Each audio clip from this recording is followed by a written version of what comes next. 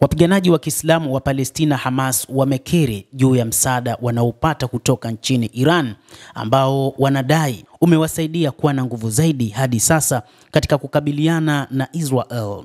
Mmoja wa makamanda wa wanaharakati hao katika ukanda wa Gaza amesema kuwa maadui walitaka kusambaratisha wapiganaji wa Hamas kupitia vikwazo na mashinikizo, lakini kwa msaada wa Iran wapiganaji hao wa Kipalestina wamepata nguvu zaidi hivi sasa za kuweza kupambana na adui Israel kuliko hata ilivyokuwa huko nyuma.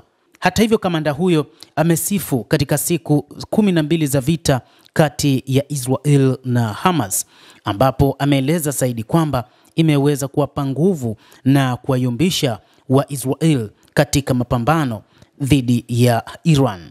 Kwa mujibu wa shirika la habari la Fars kutoka Yasuj, Hisham Salem ambaye ni mmoja wa makamanda wa Hamas amesema hayo katika mkutano wa 16 wa wajumbe wa kidini wa kamati ya kuwakumbuka wapiganaji waliouawa kutokana na mashambulizi yaliyofanywa na Israel, huku akishukuru taifa la Iran kwa kuimarisha kambi hiyo ya wapiganaji wa Hamas.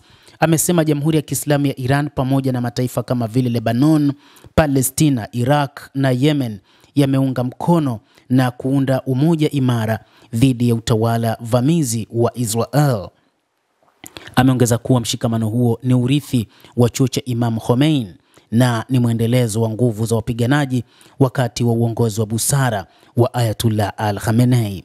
Amesema taifa la Iran ndio nguzo kuu ya mapambano dhidi ya maadui wa Uislamu na ndio kiongozi wa kambi ya wapiganaji katika eneo lote. Kamanda huyo wa wapiganaji wa Kipalestina Hamas huko katika ukanda wa Gaza ameendelea kusema kuwa leo nguvu na mamlaka ya kambi ya Hamas lakini pia na Hizbullah ni kutokana na uimara wa Iran, lakini pia Palestina, Iraq, Yemen na hata Lebanon ni matokeo ya uungaji mkono wao na misimamo ile ile ya kishujaa ya Jamhuri ya Kiislamu ya Iran. Wapiganaji wa taifa la Iran dhidi ya utawala wa Israel na Marekani umekuwa ni kigezo kinachofuatwa na mataifa huru ya dunia. Amegusia pia hali ya kibinadamu katika ukanda wa Gaza. Amesema zaidi ya 80% ya watu wa Gaza wanaishi katika hali ngumu ya vita na wananyimwa mahitaji ya msingi mno kama vile maji, chakula, dawa na maziwa ya unga, kiasi kwamba bei ya kifurushi cha maziwa ya unga imefikia zaidi ya $80 na watoto wengi wanakufa kutokana na kuzingirwa na ukosefu wa dawa. Kamanda huyo amemalizia kwa kusema kwamba watu wa Gaza leo hii wapo katika hali sawa na wapo tayari kwa ajili ya mapambano, lakini kwa msaada mkubwa unaotolewa na Iran.